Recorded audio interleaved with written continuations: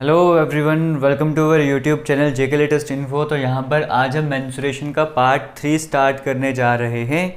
यहाँ पर देखो, अभी तक हमने 2D कवर कर लिया था। 2D का थोड़ा सा पोर्शन है, वो हम आज की वीडियो में डिस्कस करेंगे और इसके बाद फिर हम 3D भी आज की वीडियो में भी स्टार्ट कर देंगे। और 3D में आज हम जो सबसे इम्पॉर्टेंट रहता है क्यूब और क्यूबाइड, उससे रिलेटेड कुछ क्वेश्चन डिस्कस करेंगे। और कल की वीडियो में जो भी इंपॉर्टेंट चीज़ें और बच जाएंगी वो भी डिस्कस करके हमारा मैथमेटिक्स जो है यहाँ पे फिनिश हो जाएगा। हालांकि आगे किसी और एग्जाम की प्रिपरेशन करवाएंगे तो हम वहाँ पे अलग से टॉपिक ज़रूर करवाएंगे, बट जेके का मैथ हमारे यहाँ पे फिनिश हो जाएगा। यहाँ पर बात करते हैं, देखो सबसे पहले हम यहाँ पर बात करेंगे कि हमने देखो सबसे पहले स्क्वायर किया था, क्यूब वगैरह, सॉरी क्यूब नहीं किया था, हमने स्क्वायर किया था, रेक्टेंगल किया, ट्राइंगल किया, सर्कल किया।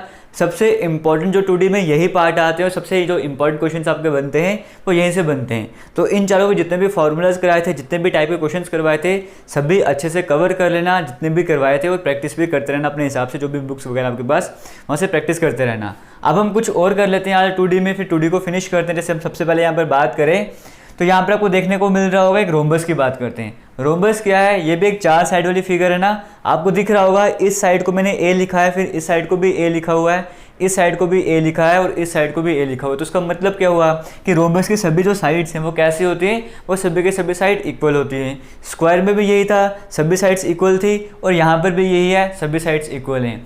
बट यहाँ पर था स्क्वायर में थे ना कि सभी के सभी एंगल जो है वो 90 डिग्री के एंगल थे, सभी एंगल बराबर थे, और कितने डिग्री के थे? वो सभी के सभी 90 डिग्री के एंगल होते थे। यहाँ पर वैसा नहीं है, यहाँ पर साइड्स तो बराबर हैं बट इनके अपोजिट एंगल जो है वो बराबर होते हैं, बट 90 डिग्री के नहीं होते, सिर्फ अपोजिट एंगल इनके बराबर रहते हैं। ये कंडीशन यहाँ पर रहती है। आपको समझ आएगा रोम्बस होता क्या है। आपसे एग्जाम में ये तो नहीं पूछेगा, बट आपके कुछ क्वेश्चन पूछ जाएंगे जहाँ पे आपको एरिया निकालना हो सकता है। एरिया निकालने का फॉर्मूला क्या है? 1/2 half d1 into d2। d1 d2 के आपके पास दो डायगनल है, आपके पास दो डायगनल है, इन दोनों को मल्टीप्लाई करके उनका आधा कर दोगे, हाफ कर दोगे, आपको रोम्बस का एरिया मिल जाएगा। क्लियर हो गया? अगर इसके आपको साइड निकालनी होगी, कोई भी एक अगर आप साइड निकाल दोगे तो उसका मतलब आपको सभी साइड का पता लग जाएगा। और साइड निकालने का फॉर्मूला क्या है? जो भी आपके पास डायगनल थे ना, उसका स्क्वायर करके अंडर रूट कर दो और 1/2 से मल्टीप्लाई कर दो, या फिर फॉर्मूला आपके सामने स्क्रीन में है, एक बार नोट डाउन कर लो। ये बेसिक से फॉर्मूला है। यहाँ पर आपको मैंने कल भी बताया था कि हर एक क्वेश्चन का एक फॉर्मूला बनता है यहाँ पर, बट हमने वो सभी फॉर्मूले नहीं देखने क्योंकि एग्जाम में आपको फॉर्मूले याद नहीं रहने वाले।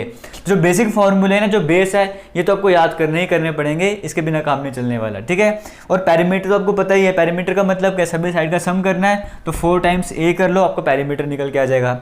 जैसे हम क्वेश्चन कर लेते हैं। एक क्वेश्चन आपके स्क्रीन में तो नहीं रहेगा, बट मैं आपको बताऊंगा क्वेश्चन कैसा हो सकता है इसका। देखो, क्वेश्चन में कहा गया था कि रोम्बस है, उसके जो डायगनल है, एक क्वेश्चन करवाऊंगा ना, इस एक क्वेश्चन से आपके कई सारे क्वेश्चन बन जाएंगे, क्योंकि हमने रेक्टेंगल स्क्वायर के बेसिक हमने करे थे जो लास्ट की वीडियो में, उससे लास्ट की वीडियो में, तो वहाँ पर हमने कई तरह के क्वेश्चन हमने डिस्कस किए थे। सेम टू सेम उसी कंसेप्ट वाले क्वेश्चन आते हैं, बट एक और क्वेश्चन आपको मैं करवा देता हूँ आज।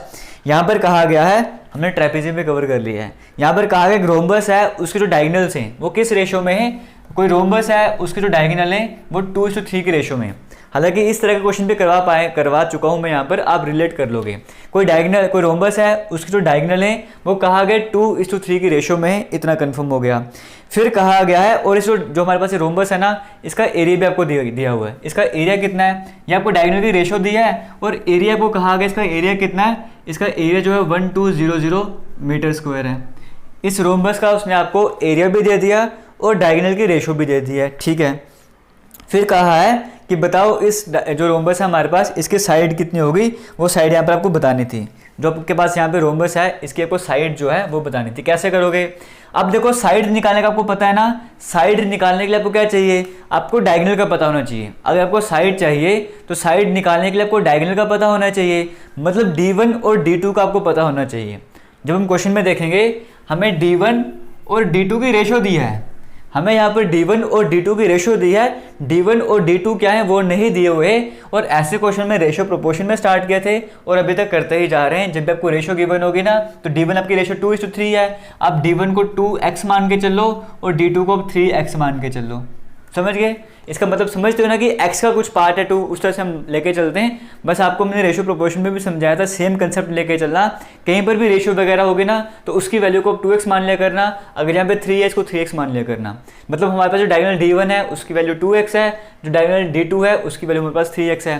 क्योंकि अगर आप इसकी भी रेशियो निकालोगे ना बाद में, तो 2x/3x क्या बन जाएगा? कट के तो 2:3 बच जाएगा ना। तो तभी मैं यहाँ पर कह रहा हूँ तो D1 D2 की आपको वैल्यू समझ आ गई। अब हम निकालते हैं यहाँ पे साइड निकालने का फॉर्मूला क्या है, 1/2 D1 स्क्वायर प्लस D2, ये आपके पास फॉर्मूला है। तो यहाँ से साइड हम निकाल देते हैं, 1/2 साइड आपको निकालनी है ना।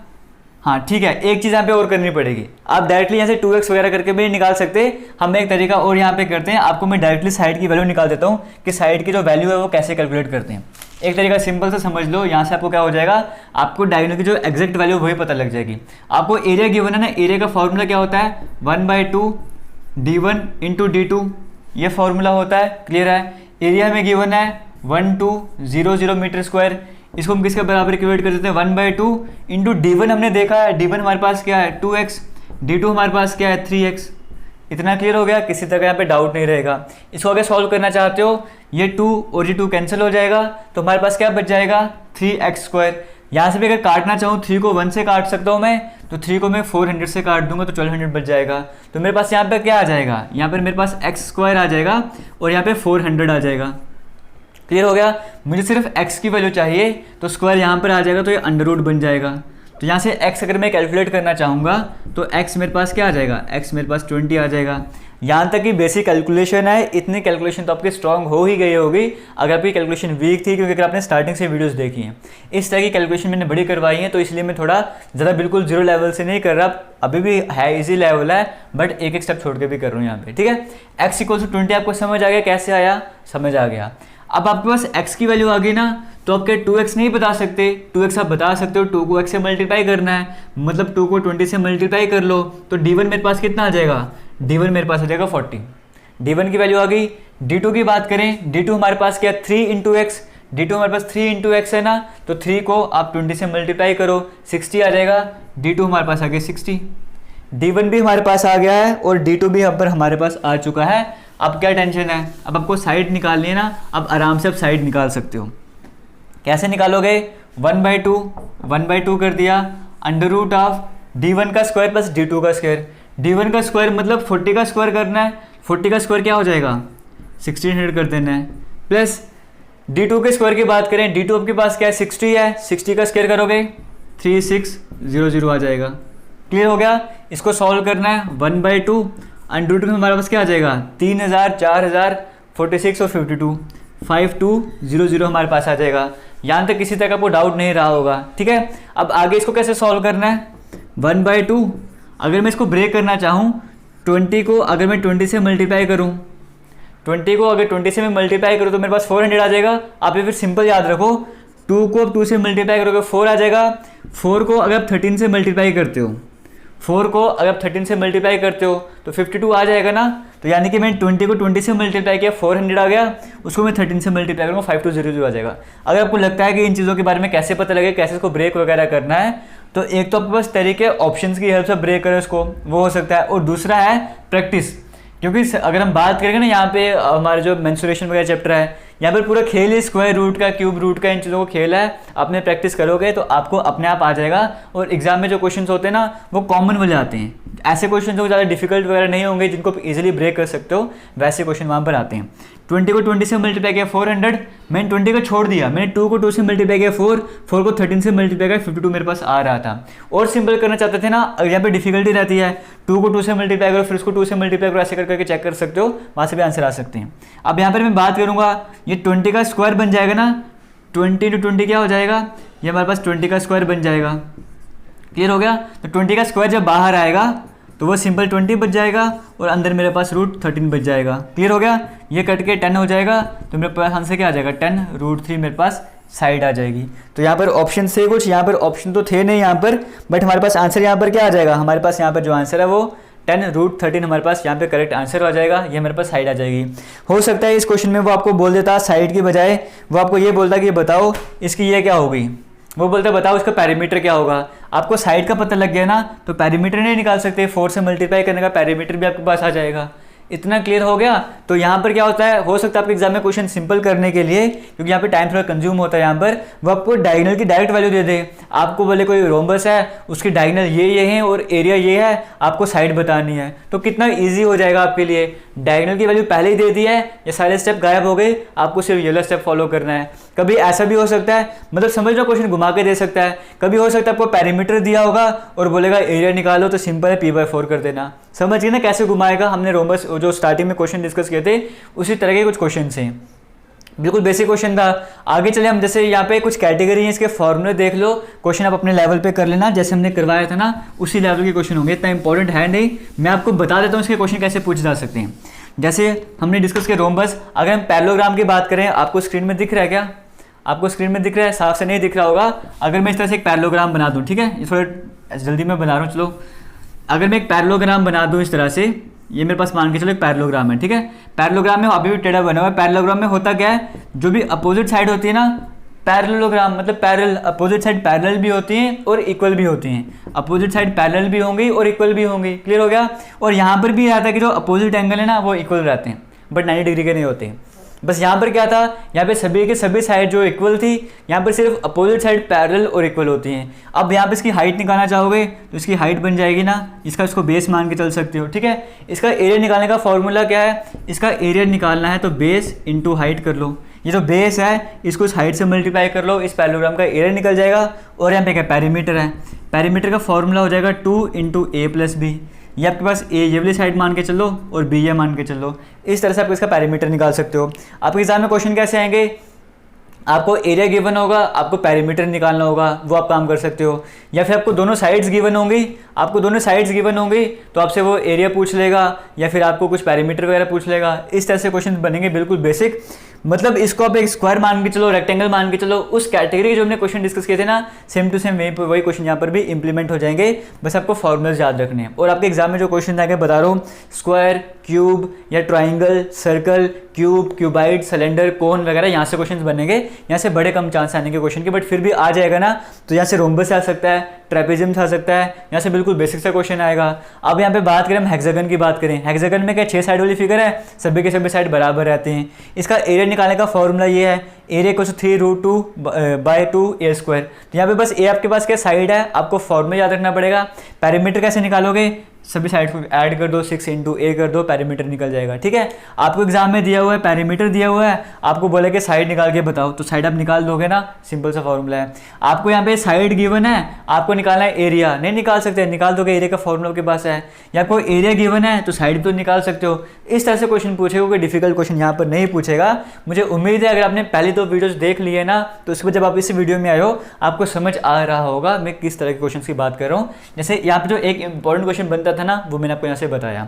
अब इस स्टूडियो को हम यहाँ पे क्लोज करते हैं। हालांकि जब हम प्रैक्टिस सेट स्टार्ट करेंगे ना, तो प्रैक्टिस सेशन में जो आपका पहला प्रैक्टिस टेस्ट होगा, जो टेस्ट सीरीज का पहला पेपर होगा, वो आपको बिल्कुल इजी लेवल का होगा। जैसे जैसे हम बढ़ते जाएंगे ना आगे की तरफ, आपका लेवल भी बढ़ता जाएगा, तो वहाँ पे आपको थोड़े डिफिकल्ट क्वेश्चन देखने को मिलते जाएंगे। चलिए अब हम बात करते हैं क्यूब की। तो क्यूब क्या चीज़ है वो हम डिस्कस कर लेते हैं। देखो क्यूब की सिंपल से एग्जांपल लेके चलें। मान के चलो मेरे पास जो बॉक्स है ना, ये इसको आप क्यूब मान के चलो, क्यूब है। क्यूब में होता है कि हालांकि सभी के सभी जितनी भी साइड्स हैं वो सारी बराबर होती हैं, इक्वल होती है। फिलहाल आप मान के चलो क्यूब है समझाने के लिए। अब क्यूब में रहता क्या है, अब अगर आप क्यूब की तरफ देखोगे कितने फेस हैं इसके कितने फेस हैं। एक फेस आपके सामने ये वाला है, एक फेस ये हो गया, एक फेस ये है, 2 फेस हो गए। एक फेस यहाँ पे मेरे हाथ की तरफ, एक फेस इस तरफ है, 3 फेस हो गए। एक मेरी तरफ है 4, एक ऊपर की तरफ, एक नीचे की तरफ। कितने फेस हो गए, 6 फेस हो गए। अपने रूम को मान के चलो जहाँ पे बैठ के भी पढ़ रहे हो, अगर रूम के अंदर ही हो तो।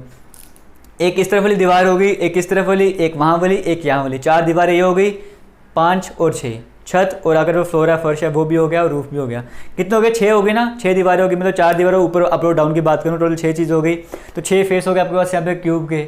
एजेस की बात करें, एज कितने होते हैं, एज को अब साइड भी कहा जाता है। कभी एग्जाम में क्वेश्चन आएगा ना कि साइड ये है, एज ये है, दोनों चीज़ें सेम ही है। इसकी साइड कितनी है, एक साइड ये है, एक साइड ये है, एक साइड ये है, एक साइड ये है।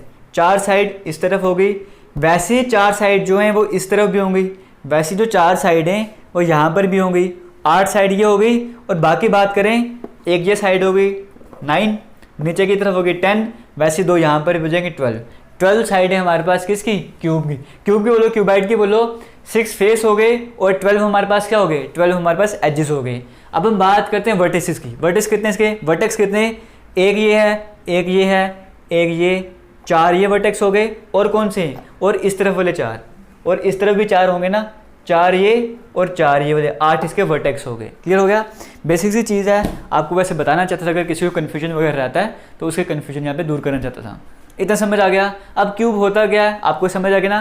क्यूब की सभी साइड्स 3D फिगर है ना, क्योंकि अभी तक हम सिर्फ लेंथ और विड्थ की बात कर रहे थे, यहाँ पर हाइट भी आ जाती है। यहाँ पर क्या है, यहाँ पर आपकी हाइट भी आ जाती है। जैसे मैं आपको बताना चाहूँगा, इसको आप मान के चलो, यहाँ पर क्या है, ये जो चीज़ है ना, ये चीज़, ये आपके पास लेंथ है, ये आपके पास लेंथ है, ये आपके पास विड्थ हो गई और ये आपके पास हाइट हो गई।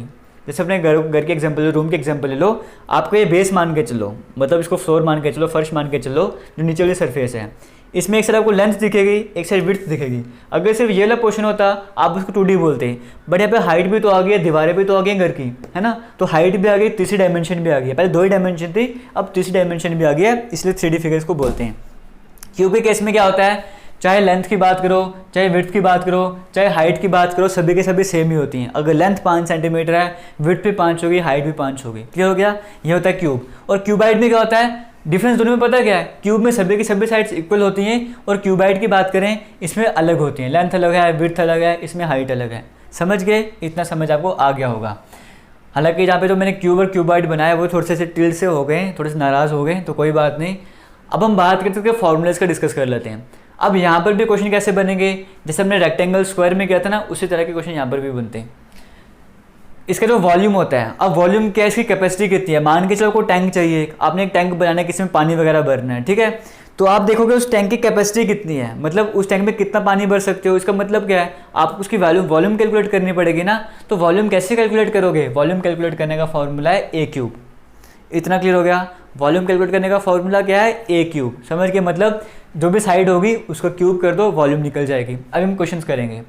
कर्व्ड सरफेस एरिया, सी ऐसे मतलब है कर्व्ड सरफेस एरिया, इसे लेटरल सरफेस एरिया भी कहते हैं। कभी क्वेश्चन आप देखोगे वहाँ पे कर्व्ड सरफेस एरिया देखने को मिलेगा, कभी वहाँ पर लेटरल सरफेस एरिया वहाँ पे लिखा होगा। दोनों चीज़ें सेम ही है। इसका मतलब क्या है, इसका फॉर्मूला होता है 4 × a²। ये होता क्या, कर्व्ड सरफेस एरिया। मतलब आप अपने रूम के एग्जांपल ले लो फिर से। अगर आपको कहा जाए आपकी जो चारों दीवार है ना रूम की, जो भी 4 दीवार हैं, इनका एरिया निकालना है आपको। जो आपका रूफ, छत की अगर बात करो, फर्श की बात कर लो, उसको छोड़ के बाकी चारों दीवारों का एरिया निकालना है। ऊपर भी छोड़ दो, बॉटम में छोड़ दो, सिर्फ दीवारों को एरिया निकालना है। उसको हम बोलेंगे आपने लेटरल सरफेस एरिया निकालना है या फिर कर्व्ड सरफेस एरिया निकालना है। आपने टॉप को और बॉटम को छोड़ दिया, बाकी सारी चीज़ों को एरिया निकाला, क्या हो गया, कर्व्ड सरफेस एरिया या फिर लेटरल सरफेस एरिया। क्या फॉर्मूला होता है क्यूब के केस में, 4 × a²। यहाँ पे सारी चीज़ें जो है ना वो ए हैं, लेंथ भी इसकी ए है, विड्थ भी ए है, हाइट भी है। तो फॉर्मूला क्या हो गया, 4 × a²। मतलब ए हो गया ना हाइट, ए हो गया प्लस लेंथ विड्थ हाइट में सब कुछ सेम ही रहता है, तो 4 × a²। जब टोटल सरफेस एरिया निकालना है, अगर एग्जाम में कहा जाएगा ना सिर्फ सरफेस एरिया, तो सरफेस एरिया कहा है तो अपने टोटल सरफेस एरिया निकालना है। जब तक वो मेंशन ना करे स्पेसिफिकली कि आपको कर्व्ड सरफेस एरिया निकालना है या टोटल सरफेस एरिया निकालना है, तब तक दिमाग नहीं चलाना अपना। सिर्फ अगर कहा गया सरफेस एरिया निकालना है तो टोटल सरफेस एरिया ही निकालना है। जब वो कहेगा ना कर्व्ड सरफेस एरिया निकालो या लेटरल सरफेस एरिया निकालो, तभी इसकी तरफ भागना। टोटल सरफेस एरिया क्या है, अब आपने चारों दीवारों को भी इंक्लूड कर दिया, टॉप और बॉटम को भी इंक्लूड कर दिया। अगर सब पूरा एरिया निकालोगे ना, पूरी सरफेस का एरिया निकालोगे, उसको बोलेंगे टोटल सरफेस एरिया। तभी यहाँ पे 6 आ गया है, 6 × a²। 6 के 6 फेस हम यहाँ पे इंक्लूड कर रहे हैं ना, 6 × a²। और यहाँ पे अगर डायगोनल की बात करें, डायगोनल अगर आप निकालना चाहते हो उसका फॉर्मूला है a√3। सिंपल से फॉर्मूले हैं, आपको याद रखने होंगे, बहुत इंपॉर्टेंट है, मोस्ट इंपॉर्टेंट। अब हम बात करते हैं क्यूबाइड की। क्यूबाइड की अगर हम बात करें, अगर इसकी कैपेसिटी निकालना चाहते हो, अगर क्यूबाइड शेप की कोई चीज़ है उसकी कैपेसिटी निकालना चाहते हो, उसमें कितना रेत बढ़ेगा, कितना पेट्रोल बढ़ेगा, कितना पानी बढ़ेगा, इस तरह की चीज़ आप करना चाहते हो ना, आपको कैपेसिटी निकालनी है, मतलब उसकी वॉल्यूम को निकालना है। फॉर्मूला क्या है, लेंथ × विड्थ × हाइट। यहाँ पर भी वही चीज़ थी, लेंथ × विड्थ × हाइट, लेकिन लेंथ, विड्थ और हाइट तो सेम ही थी ना, ए, तभी ए को ए से मल्टीप्लाई किया, फिर इसको ए से मल्टीप्लाई किया, तो वो a³ बन गया था। बट यहाँ पे वो तीनों चीज़ें अलग हैं, तो लेंथ × विड्थ × हाइट रहता है। इस केस में कर्व्ड सरफेस एरिया निकालना चाहते हो, मतलब टॉप और बॉटम को छोड़ना चाहते हो, बाकी फेसेस का एरिया निकालना चाहते हो, बाकी एरिया निकालना चाहते हो, 2 × लेंथ + विड्थ × हाइट, ये फॉर्मूला रहेगा। और टोटल सरफेस एरिया निकालना चाहते हो, 2 times L into B plus B into H plus H into L, जहाँ पर L लेंथ है, बी विड्थ है और एच हमारे पास हाइट है। डायगोनल निकालने का फॉर्मूला आपके सामने स्क्रीन में रहा। कुछ क्वेश्चंस करते हैं, वहाँ से आपको और क्लियर यहाँ पे होता जाएगा। जैसे फर्स्ट क्वेश्चन की यहाँ पर हम बात कर लेते हैं। यहाँ पर देखो कहा गया है edge of a cube is 5 centimetre. एक आपके पास क्यूब है, उसका एज आपको गिवन है 5 सेंटीमीटर, ठीक है। क्यूब है, उसका एज यानी कि साइड आपको कितनी दी गई है 5 सेंटीमीटर। आपको वॉल्यूम निकालना है। वॉल्यूम निकालने का फॉर्मूला क्या है? वॉल्यूम निकालने का फॉर्मूला साइड का क्यूब मतलब ए का क्यूब। आपको साइड कितनी दी गई है 5 है ना, तो 5 का वो क्यूब निकालना है, तो क्या हो जाएगा 125। किस में दिया आपको? सेंटीमीटर में दिया गया ना, तो सेंटीमीटर क्यूब हो जाएगा। वॉल्यूम की बात करो या कैपेसिटी की बात करो, किस में निकला करेगी? सेंटीमीटर क्यूब में, क्योंकि 3 डायमेंशंस को मल्टीप्लाई कर रहे हो ना। सेंटीमीटर को सेंटीमीटर से मल्टीप्लाई किया, फिर सेंटीमीटर से मल्टीप्लाई किया, सेंटीमीटर क्यूब आ जाएगा। और क्या निकालना है? सरफेस एरिया निकालना है। सरफेस एरिया की बात करें, क्या फॉर्मूला है सरफेस एरिया निकालने का? सरफेस एरिया यानी कि टोटल सरफेस एरिया निकालना है। 6 को ए स्क्वायर से मल्टीप्लाई करना पड़ेगा, तो 6 को ए स्क्वायर से मल्टीप्लाई करना पड़ेगा, यानी कि 6 को 25 से मल्टीप्लाई करना पड़ेगा। कितना आ जाएगा? 150 यहाँ पर आ जाएगा। 150 क्या यहाँ पे आपको क्या निकलेगा? ये सेंटीमीटर स्क्वायर आएगा। क्यों? क्योंकि देखो ए स्क्वायर है ना, मतलब 2 डायमेंशन को मल्टीप्लाई कर रहे हो, तो यहाँ पर भी सेंटीमीटर स्क्वायर आ जाएगा। उसके बाद आपको क्या कहा गया है? डायगोनल निकालना है। डायगोनल का फॉर्मूला क्या है? a√3। तो a की जगह आप क्या लिखोगे? a की जगह 5 लिखोगे, क्योंकि साइड आपको 5 दिया ना, तो 5√3 सेंटीमीटर। इतना आपको समझ आ गया होगा, यहाँ तक किसी तरह का डाउट नहीं रहा होगा। आगे चलते हैं, नेक्स्ट क्वेश्चन की बात करते हैं। कहा गया है 3 क्यूब्स, 3 क्यूब हैं, उनकी वॉल्यूम आपको दिया है। पहले जो क्यूब है उसकी वॉल्यूम है 1 सेंटीमीटर क्यूब, जो दूसरा क्यूब है उसकी वॉल्यूम है 216 सेंटीमीटर क्यूब, और जो तीसरा जो क्यूब है उसकी वॉल्यूम जो है वो है 512 सेंटीमीटर क्यूब। क्लियर हो गया? कहा गया है are melted to form a new cube. इनको मेल्ट किया गया, इनको पिघलाया गया और एक नया क्यूब बना दिया। तीनों को मिलाकर एक नया क्यूब बना दिया। What is the diagonal of the new cube? नया जो क्यूब है उसका डायगोनल क्या होगा? देखो, अगर आपने ये चैप्टर पढ़ा नहीं था, इसके फॉर्मूले नहीं पता था, तो आप ये क्वेश्चन कर ही नहीं सकते हो। अब जब आपको फॉर्मूला भी पता लगे, थोड़े से कंसेप्ट भी लगे, तो आपको चैप्टर क्वेश्चन बड़े इजी लगेंगे। तो आप लोग क्या इजी क्वेश्चन करवाओ, डिफिकल्ट करवाओ। फिर जब मैं आपको डिफिकल्ट लेवल के करवाऊंगा, आपको वो भी समझ आएंगे, आप लोग इजी हो गए और डिफिकल्ट लेवल के करवाओ, ठीक है। तो ऐसी चीज़ें होती हैं, तो ज़्यादा वो नहीं सोच लेंगे ईजी लेवल है, ऐसा लेवल है, वैसा लेवल है, जिसे करवा रहा हूँ करवाते रह चलते रहना वैसे, ठीक है। 3 क्यूब हैं, उनकी वॉल्यूम ऐसी वॉल्यूम है, उनको मेल्ट करके नया क्यूब बनाया गया। पहले क्यूब की वॉल्यूम कितनी थी? 1 सेंटीमीटर क्यूब। पहले की वॉल्यूम कितनी थी? 1 सेंटीमीटर क्यूब। दूसरे की वॉल्यूम क्या थी? 216 सेंटीमीटर क्यूब। तीसरे की वॉल्यूम क्या थी? 512 सेंटीमीटर क्यूब। अब यहाँ पे कहा गया था ना कि 3 क्यूब्स जिनकी ऐसे वॉल्यूम है, उनको मेल्ट करके एक नया क्यूब बनाया गया है। नया क्यूब बनाया गया है इन तीनों को मेल्ट करके, यानी कि नए क्यूब की वॉल्यूम क्या हो जाएगी? नए क्यूब की वॉल्यूम जो है इन तीनों को ऐड करने पे जो वॉल्यूम बनेगी वही बनेगी ना, क्योंकि इन तीनों को मेल्ट करने के बाद ही नया क्यूब बना है। तो इन तीनों की वॉल्यूम को ऐड किया गया, इसका मतलब तो इन तीनों को ऐड कर लो, 500, 700, 710, 720, 729, 729 सेंटीमीटर क्यूब जो आपके पास नया क्यूब आ जाएगा उसकी वॉल्यूम हो जाएगी। इतना क्लियर हो गया? फिर क्या कहा गया आपको? What is the diagonal of new cube? जो नया क्यूब है उसका डायगोनल क्या होगा? डायगोनल का फॉर्मूला मुझे पता है a√3, मतलब मुझे a की ज़रूरत है। अब a मेरे पास कैसे निकलेगा? उसने क्वेश्चन में जो भी हमको चीज़ दी होती है ना, वो हमको हिंट दी होती है। हमें a चाहिए और वॉल्यूम गिवन है। वॉल्यूम का मुझे फॉर्मूला पता है, a क्यूब पता है ना, तो वॉल्यूम हमें कितनी पता है कि 729 वॉल्यूम है हमारे पास। a क्यूब में यहाँ पे लिख देता हूँ। अब यहाँ से क्यूब अगर मैं हटाऊँगा तो क्यूब यहाँ पर आ जाएगा ना, यहाँ पे क्या बन जाएगा? यहाँ पे क्यूब रूट बन जाएगा। तो किसका क्यूब रूट होता है? ये 9 का होता है ना। इसका मतलब कि वो 9 को 3 बार मल्टीप्लाई करो तो 729 आता है।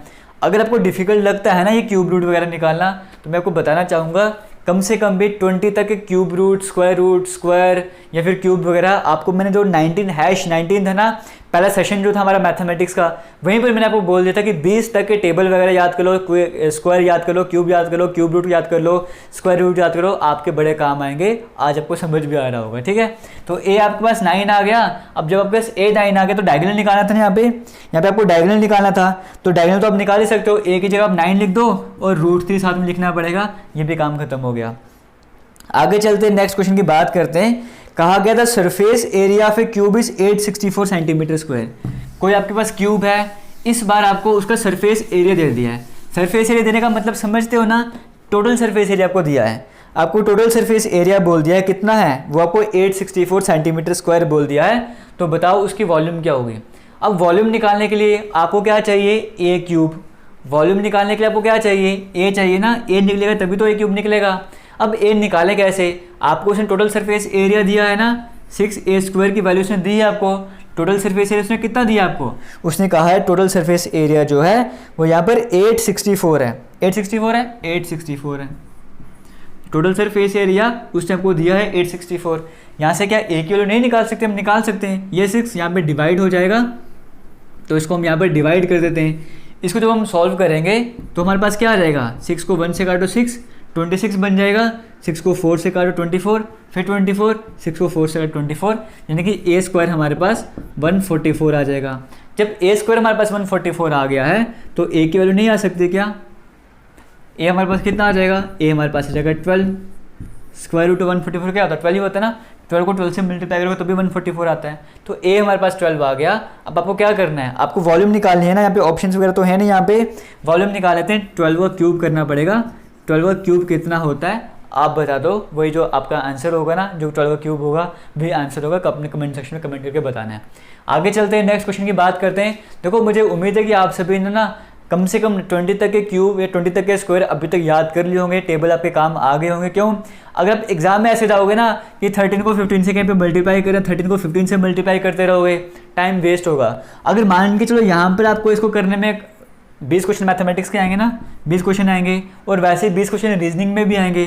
और आपको पता है रीजनिंग में भी इसकी ज़रूरत पड़नी है। जब आप रीजनिंग अपने डायरेक्शन वाले क्वेश्चंस कर रहे हैं या किसी तरह के और क्वेश्चंस कर रहे हैं जो नंबर सीरीज वाले क्वेश्चन कर रहे हैं, वहाँ पर भी कैलकुलेशन की जरूरत पड़ेगी। तो मान के चलो 40 में से मैथ की तो 20 क्वेश्चन में ज़रूरत पड़ेगी, रीजनिंग के भी 5 से 6 क्वेश्चन में मान के चलो आपको जरूरत पड़ने पड़ रही है। तो अगर आप हर एक क्वेश्चन में इस चीज़ के ऊपर, मल्टीप्लिकेशन के ऊपर, इसका स्क्वायर रूट ढूंढने के ऊपर टाइम लगाओगे ना, अगर 5 सेकंड भी लगाओगे ना, तो यहाँ पे देखो 20 क्वेश्चन आपके खाली मैथमेटिक्स के हैं, 20 क्वेश्चन खाली मैथमेटिक्स के हैं, तो यहाँ पे कितना टाइम आपको वेस्ट हो जाएगा। चलिए एक क्वेश्चन ये ला करो। कहा गया dimensions of A cuboid 16 centimetre, 18 centimetre, 24 centimetre. Dimensions आपको दिए हैं, एक क्यूबाइड है उसकी डायमेंशंस दी गई हैं, और उसके बाद कहा गया है आप वॉल्यूम कैलकुलेट करो, सरफेस एरिया कैलकुलेट करो और डायगोनल कैलकुलेट करो। अब आपको पता है वॉल्यूम का फॉर्मूला क्या है, length into width into height. आपको तीनों चीज़ें गिवन है ना, यहाँ पे लेंथ भी दी है, विड्थ भी दी है, हाइट भी दी है। तो कैलकुलेट करो कितना आएगा आपका, यहाँ पे वॉल्यूम कितनी आ जाएगी। आपने वॉल्यूम कैलकुलेट कर ली। फिर उसके बाद कहा गया सरफेस एरिया कैलकुलेट करना है। सरफेस एरिया का फॉर्मूला भी आपके सामने है, length into width, width into height, height into length.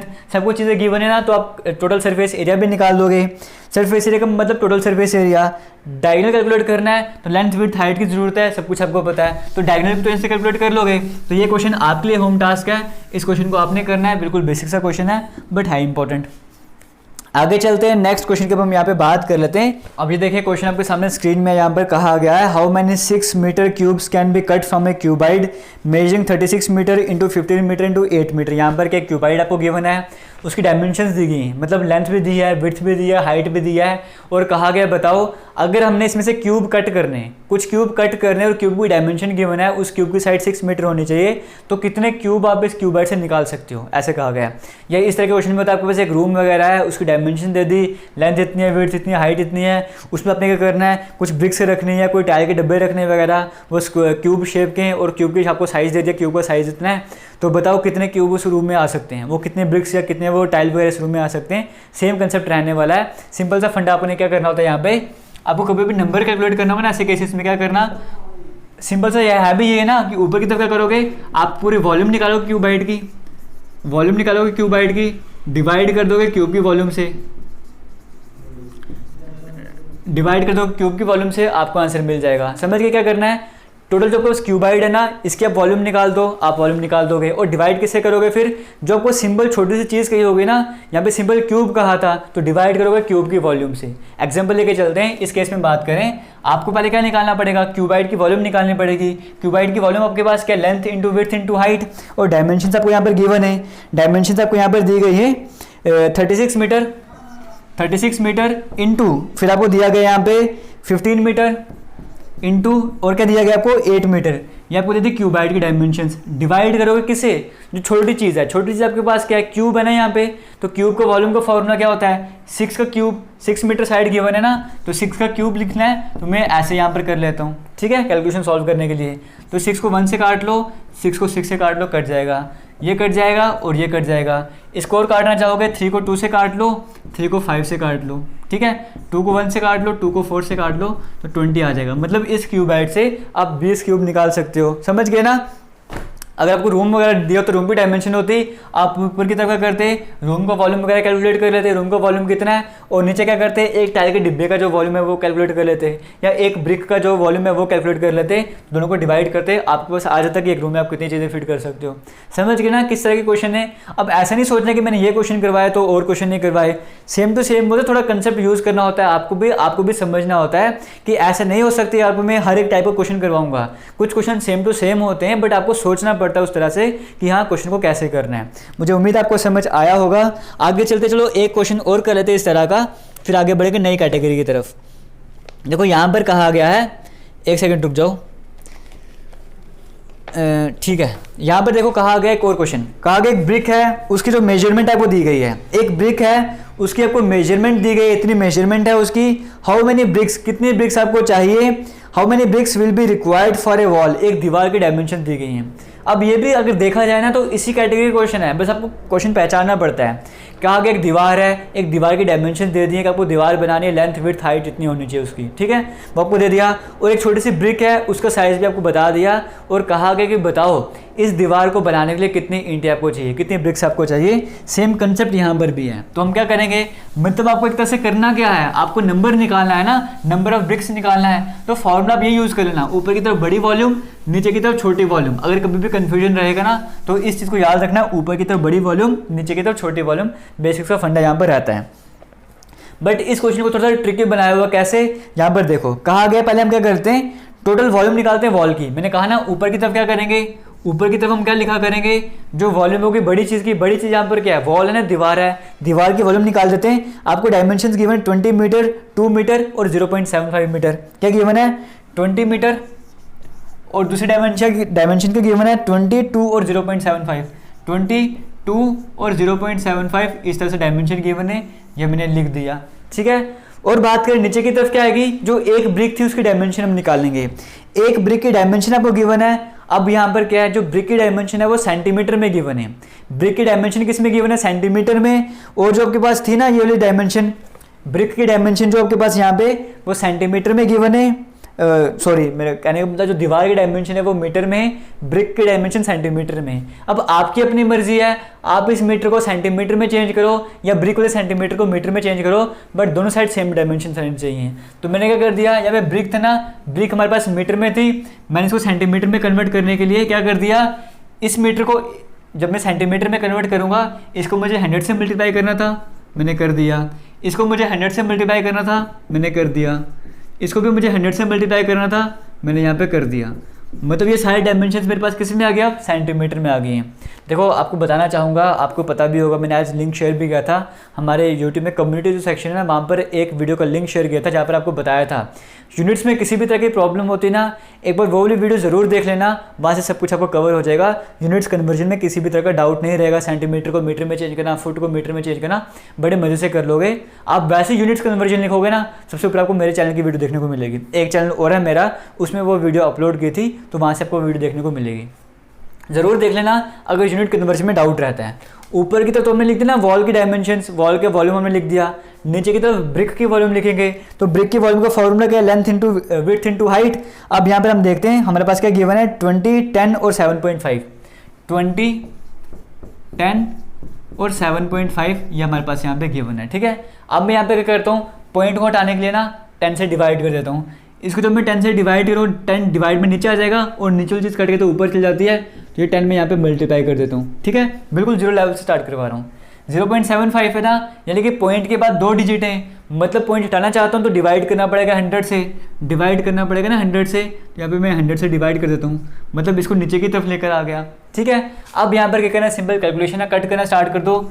ये और ये कट जाएंगे, ये और ये भी कट गए, ये 1 0 और 1 0 ये भी कट गया, ये 75 और ये 75 भी कट गया। और कुछ बचा है क्या, और कुछ बचा यहाँ पे, नीचे की तरफ तो कुछ भी नहीं बचा, नीचे की तरफ सब कुछ कट गया, बस ऊपर की तरफ बचा क्या, 2 को अपने मल्टीप्लाई करना है इन सभी से, तो क्या आ जाएगा 2000 आपके पास आ जाएगा। 2000 ब्रिक्स आपको चाहिए। 2000 क्या और 0 है क्या यहाँ पे 20, हाँ ठीक है, 1 0 ये भी था ना, तो 20,000 आपके पास आ जाएगा। 20,000 ब्रिक्स आपको चाहिए। अगर आपको जो डायमेंशन गिवन है दीवार की, उस डायमेंशन की अगर आप दीवार बनानी है तो 20,000 ब्रिक्स आपको वहाँ पे चाहिए। मुझे उम्मीद आपको समझ आ रहा होगा ना। जैसे आपको लास्ट के एग्जांपल में कराया, एक ब्लॉक था, उसे कुछ चीज़ें काटनी थी, कितने नंबर मतलब इसमें से कितने क्यूब आपके कट सकते हो उस डायमेंशन के, या ये वॉल बनानी है कितने ईंटें चाहिए होंगे, सबका कंसेप्ट सेम ही रहने वाला है। बस क्वेश्चन को पहचाना, आपने सीखा, क्वेश्चन को पहचान लिया तो क्वेश्चन बड़े मज़े से कर लोगे। आगे चलते हैं, नेक्स्ट क्वेश्चन के ऊपर हम बात कर लेते हैं, कुछ क्वेश्चंस और कर लेते हैं। जैसे एक क्वेश्चन आपके सामने स्क्रीन में रहेगा, इसे ट्राई करो, क्या ये वाला क्वेश्चन आप कर सकते हो? इसे एक बार ट्राई करो, क्या ये चीज़ आप कर सकते हो? ठीक है, देखो यहाँ पर क्या कहा गया है, the surface area of A cuboid is, एक क्यूबाइड है उसका सरफेस एरिया आपको दिया हुआ है। एक क्यूबाइड है उसका सरफेस एरिया आपको दे दिया 3328 मीटर स्क्वायर। सरफेस एरिया कितना दे दिया? 3328 मीटर स्क्वायर। ये क्या है? एक क्यूबाइड का सरफेस एरिया है। ये क्या है? एक क्यूबाइड है, उसका सरफेस एरिया आपको दे दिया। फिर कहा है its dimensions are in the ratio of, अब इसका जो डायमेंशन है ना वो किस रेशियो में है? 4:3:2 इस रेशियो में। देखो ऐसे क्वेश्चन मैंने आपको स्टार्टिंग से करवाए, जब स्क्वायर स्टार्ट करवाया था ना वहाँ से भी करवाए थे, सेम कंसेप्ट यहाँ पर भी लग रहा है, बस वहाँ पे सरफेस एरिया का फॉर्मूला लगा होता था, यहाँ पे फॉर्मूला लगा है, सेम कंसेप्ट यहाँ पे भी लगता है। कहा गया है जो सरफेस एरिया क्यूबाइड का वो ये है, उसकी डायमेंशन आपको इस रेशियो में गिवन है। फिर कहा गया then the volume of the cuboid is, अब बताओ जो आपके पास क्यूबाइड है ना उसकी वॉल्यूम कितनी होगी? सरफेस एरिया आपको दिया, डायमेंशन तो गिवन है, वॉल्यूम निकालने के लिए आपको क्या चाहिए? लेंथ, विड्थ और हाइट का पता होना चाहिए, वो हम देख लेते हैं। हम इसको मान लेते हैं हमारे पास लेंथ जो है 4x हो जाएगी, विड्थ हमारे पास 3x हो जाएगी और हाइट हमारे पास 2x हो जाएगी, जैसा कि हम करते रहते हैं। आपको पता है सरफेस एरिया गिवन है, क्यों कोई आपको हिंट देना चाह रहा है? सरफेस एरिया का फॉर्मूला क्या होता है? सरफेस एरिया का फॉर्मूला आपको पता है, अगर क्यूबाइड की बात करें 2 times length into width plus width into height plus height into length. हमें टोटल सरफेस एरिया दिया है, ठीक है, सरफेस एरिया मतलब टोटल सरफेस एरिया दिया है। अब सरफेस एरिया आपको पता है कितना है? 3328, ये किसके बराबर है? 2 इंटू, पहले लेंथ इंटू विड्थ करना है, लेंथ को विड्थ से मल्टीप्लाई करोगे 12x स्क्वायर आ जाएगा, प्लस विड्थ को हाइट से मल्टीप्लाई करोगे, इन दोनों को मल्टीप्लाई करोगे 6x स्क्वायर आ जाएगा, प्लस हाइट को लेंथ से मल्टीप्लाई करोगे, हाइट को लेंथ से मल्टीप्लाई करोगे 8x स्क्वायर आपके पास आ जाएगा। इतना क्लियर हो गया, यहाँ पे किसी तरह का डाउट नहीं रहेगा। 12, 6, 18 और 8, 26, यानी कि 2 इंटू 26x स्क्वायर हमारे पास आ गया और यहाँ पे 3328 हमारे पास आ जाएगा।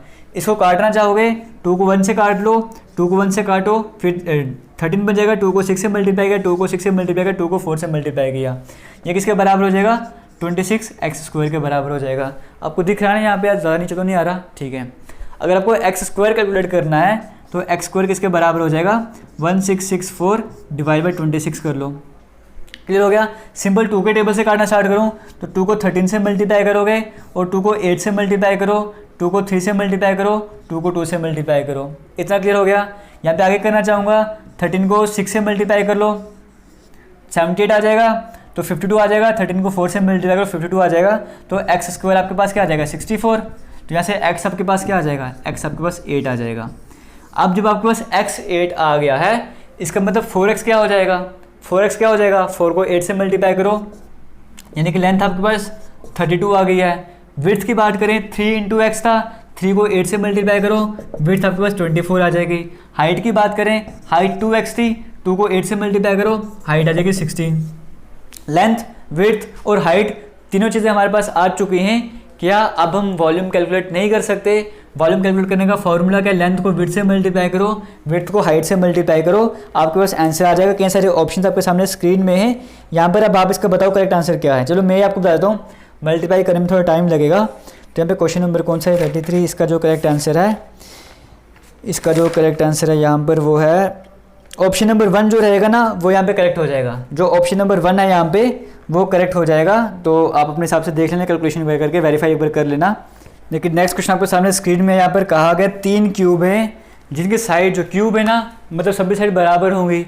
तो कहा गया है each of side 5 centimetre are joint end to end. अब जो क्यूब थे ना आपके पास वो कैसे ज्वाइन किए गए हैं? वो एंड टू एंड आपके ज्वाइन किए गए हैं। फिर कहा गया है what is the surface area of the resulting cube. जो आपके पास क्यूब निकल के आएगा उसका सरफेस एरिया कितना हो जाएगा वो आपको बताना है। अब जो एंड टू एंड ज्वाइन किया गया इसका मतलब क्या है? मान तो ये आपके पास क्यूब, ये क्यूब है ना आपके पास, इसके साथ आपने क्या किया, एक क्यूब ये था, एक क्यूब लिखे तो और ज्वाइन कर दिया, फिर आगे एक क्यूब और ज्वाइन कर दिया। जैसे मान के चलो आपके पास ऐसे इसको एक क्यूब मान के चलो, ठीक है, इसको क्यूब मान के चलो, एक क्यूब अपने ए को ज्वाइन कर लिया, फिर एक क्यूब आपने इस तरह से और ज्वाइन कर लिया, ऐसे ज्वाइन कर लिया। तो कहा गया बताओ जो नया क्यूब निकला ना उसका सरफेस एरिया, उसका सरफेस एरिया आपसे पूछा है। हाँ, कहा गया बताओ उसका सरफेस एरिया कितना हो जाएगा। अब सरफेस एरिया का फॉर्मूला आपको पता है ना, 6 × a का स्क्वायर, यानी कि आपको a चाहिए, आपको साइड पता होनी चाहिए, नई साइड क्या है। अब ऑब्वियस ही बात है ना कि आपने इस तरह से क्यूब को ज्वाइन किया है, इसका मतलब क्या, क्यूब की जो लेंथ है वो अब चेंज होगी। क्यूब की जो लेंथ है, क्योंकि आपने इसका एक और क्यूब ज्वाइन किया, एक और क्यूब ज्वाइन किया, लेंथ तो उसकी चेंज होगी। बट जब हम यहाँ पर बात करेंगे, लेंथ तो आपने चेंज कर दी, लेकिन उसकी जो हाइट है, लेंथ हमने चेंज कर दी लेकिन उसकी जो हाइट है वो तो सेम ही रहेगी ना, उसकी हाइट सेम रहेगी और साथ ही साथ उसकी जो विड्थ है वो भी सेम ही रहेगी। क्यों? क्योंकि आपने जैसे मान के जो क्यूब था, आपने एक क्यूब यहाँ पर वो ज्वाइन कर लिया, एक क्यूब ज्वाइन यहाँ पर कर लिया, हाइट तो सेम ही रहेगी और विड्थ भी सेम ही रहेगी, सिर्फ लेंथ में चेंज होगा। इसका मतलब क्या है, जो नई लेंथ आपके पास आ जाएगी वो कितनी हो जाएगी, वो 15 सेंटीमीटर हो जाएगी। क्योंकि 5 सेंटीमीटर इधर, फिर 5 सेंटीमीटर एक और ऐड किया, 5 सेंटीमीटर एक और आगे ऐड किया, तो 15 सेंटीमीटर के यहाँ पे आपके पास लेंथ यहाँ पर आ जाएगी। ठीक है, यहाँ पे किसी तरह का डाउट नहीं होगा। एक बार रुक जाओ, जैसे ये देखो, मैं आपको अपनी तरफ से समझाने की कोशिश कर रहा हूँ। ये हमारे पास क्यूब है, ये भी क्यूब की शेप है ना आपके पास, ये भी क्यूब की शेप है। हालांकि मान लीजिए तो दोनों की हाइट सेम है, ठीक है, दोनों की हाइट सेम है। मैंने क्या कर दिया, इन दोनों को जब एंड टू एंड ज्वाइन करना स्टार्ट कर दिया, एक यहाँ पे, एक यहाँ पे, एक यहाँ पे, तो इनकी सिर्फ लेंथ में चेंज आएगा। इनकी जो लेंथ है ना सिर्फ वो चेंज आएगा, वो लेंथ बढ़ेगी, लेकिन हाइट जितनी थी ना, हाइट उतनी की उतनी रहेगी। अगर ये इसका साइज भी इतना रहता ना तो हाइट उतनी की उतनी रहनी थी, जो विड्थ है वो भी उतनी रहनी थी, सिर्फ लेंथ में चेंज आना था। समझ गए? अब लेंथ में चेंज आए इसका मतलब क्या है, जो नई लेंथ आपके पास आएगी वो 15 सेंटीमीटर की बन जाएगी।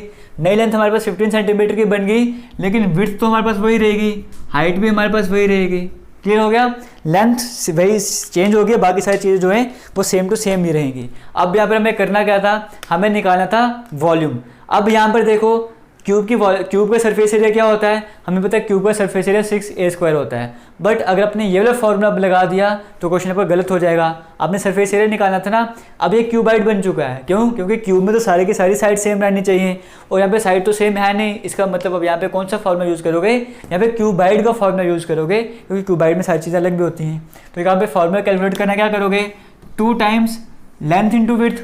आपको फॉर्मूला पता है ना, 2 टाइम्स लेंथ इंटू विड्थ, ये वाला फॉर्मूला है। लेंथ को विड्थ से मल्टीप्लाई करना है, 15 को 5 से मल्टीप्लाई करो 75 आ जाएगा, प्लस विड्थ को हाइट से मल्टीप्लाई करना, 5 को 5 से मल्टीप्लाई करो 25 आ जाएगा, प्लस हाइट को लेंथ से मल्टीप्लाई करना 75 आ जाएगा। कैलकुलेट कर लो, 75 और 75 कितने हो गए, 150, 175, 2 को आपने मल्टीप्लाई करना 175 से, तो कितना हो जाएगा 150, 300, तो 3 आपके पास यहाँ पे 350 आपके पास आ जाएगा। 350 ऐसा कहीं पे देखने को मिल रहा है क्या, 350 ऐसा आपको ऑप्शन नंबर बी में देखने को मिल रहा है। 350 सेंटीमीटर स्क्वायर है जो आपके पास करेक्ट आंसर आ जाएगा। इतना क्लियर हो गया? एक क्वेश्चन और देख लेते हैं। यहाँ पर कहा गया कि मेटल क्यूब है, एक मेटल क्यूब है, ठीक है, जिसकी एज जो है यानी कि जो साइड जो है वो 12 सेंटीमीटर है। साइड आपको कितनी गिवन है, 12 सेंटीमीटर आपको साइड गिवन है एक मेटल क्यूब की।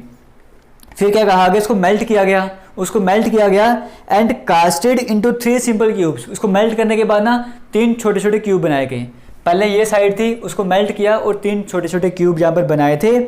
If the edges of the 2 small cubes, जो एजेस थे ना, जो तीन आपके पास क्यूब नए बने, उसमें से जो 2 क्यूब के एज थे, एक का जो एज था, एक की जो साइड थी वो 6 सेंटीमीटर थी और दूसरे की जो साइड थी वो कितनी थी, वो 8 सेंटीमीटर थी।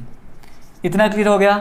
कहा गया बताओ जो सरफेस एरिया था तीनों क्यूब का, नहीं ये नहीं कहा, हाँ, then the edge of the, जो तीसरा क्यूब था ना उसकी साइड कितनी रही होगी, तीसरे जो हमारे पास एज था उसकी साइड कितनी रही होगी, आपको यहाँ पे सिर्फ ये बताना है। एक बार क्वेश्चन फिर से पढ़ लेते हैं। क्या कहा गया, एक मेटल क्यूब है जिसकी साइड इतनी है, जब उसको मेल्ट किया गया तो 3 क्यूब बनाए गए, जिसमें से एक क्यूब की साइड ये है, दूसरे क्यूब की साइड ये है और तीसरे क्यूब की साइड आपको बतानी है कितनी हो जाएगी। हमें पता है ना कि इसको मेल्ट करके तो सारी चीज़ें बनाई हैं, इसको मेल्ट करने के बाद सारी चीज़ें बनाई है ना, तो जितनी वॉल्यूम इसकी होगी उतनी ही वॉल्यूम इनकी भी होगी। इतना क्लियर हो गया? इसकी वॉल्यूम कितनी है, इसकी वॉल्यूम का फॉर्मूला पास क्या होता है, फॉर्मूला ए का क्यूब मतलब 12 का क्यूब कर लो, 12 का क्यूब क्या हो जाएगा 1728। हमने जो बड़ा हमारे पास क्यूब था ना उसकी वॉल्यूम को लिख दिया। अब ये तीनों को ऐड कर दोगे तो इसकी वॉल्यूम आएगी ना, इसका क्यूब करोगे, इसकी वॉल्यूम निकालोगे, 6 का क्यूब कितना हो जाएगा 216 हो जाएगा। ठीक है, 8 का क्यूब कितना हो जाएगा 512 हो जाएगा, प्लस तीसरे का तो हमको पता नहीं, उसकी जगह हम x का क्यूब कर लेते हैं और आपको पहले हम x का क्यूब निकाल लेते हैं। x का क्यूब निकालोगे तो कैसे कैलकुलेट करोगे, 1728 है, ये आपके पास क्या जाएगा 216 प्लस 512, अगर आप ऐसा करोगे तो कितना आंसर आएगा 500, 700, 710, 720, 728 आ जाएगा प्लस x का क्यूब आपके पास आ जाएगा। ठीक है, ये 728 जब यहाँ पर आएगा तो ये माइनस का बन जाएगा। ठीक है, जैसे x क्यूब आप निकालना चाहोगे वो कितना आ जाएगा 1000 आपके पास x क्यूब आ जाएगा। क्लियर हो गया। जैसे x निकालना चाहोगे तो आपके पास 10 आ जाएगा, इसका क्यूब यहाँ पर लेके आओगे ना तो 10 आपके पास आ जाएगा। क्लियर हो गया। x की वैल्यू आपके पास आ गई है, आपको क्या निकालना था यहाँ पे, आपको निकालना था edge of the third side. हाँ, तो एज तो निकाला आपने, मतलब आपको ए क्यूब अगर आप मान के चलते, ए क्यूब आप मान के चलते तो यहाँ पे आपने ए ही तो निकाला है, साइड तो निकाली है, तो 10 आपके पास यहाँ पे जो है वो करेक्ट आंसर हो जाएगा। ऑप्शन नंबर जो 4 है वो आपको यहाँ पे करेक्ट हो जाएगा। ठीक है, मुझे उम्मीद है आपको समझ आ गया होगा क्यूब के कैटेगरी क्वेश्चन किस तरह के होते हैं, क्यूबाइड के किस तरह के होते हैं। हालांकि कुछ और डीप लेवल पे भी हम जा सकते हैं, बट अभी नहीं जा रहे क्योंकि क्लास 4 के लिए इतना इनफ है। बाकी फॉर्मूलाज याद रखना, कुछ भी क्वेश्चन होगा ना, जो चीज़ आपको गिवन है ना, सबसे पहले ध्यान रखना कि आपसे पूछा क्या गया है, आपसे पूछा क्या गया है, उसका फॉर्मूला क्या है। आपको उसका फॉर्मूला तो पता लग गया, अब आपको पता लग जाएगा फॉर्मूला तो मेरे पास ही है, फॉर्मूला मेरे पास ही है, बट मेरे पास ए तो है नहीं, बट उसने क्वेश्चन में मुझे टोटल सरफेस एरिया दिया है, इसका मतलब इसकी हेल्प से मैं ए निकाल दूंगा, ए निकल के तो काम खत्म। पहचानों को दिया क्या हुआ है, पूछा क्या गया है और हिंट क्या दिया है, आपका क्वेश्चन खत्म हो जाएगा। किसी भी तरह का डाउट होगा ज़रूर पूछना, और 2000 लाइक का हम यहाँ पे टारगेट रख के चलते हैं। मुझे उम्मीद आप वीडियो को लाइक करोगे और टारगेट अचीव करवाने में हमारी हेल्प करोगे। थैंक यू, जय हिंद।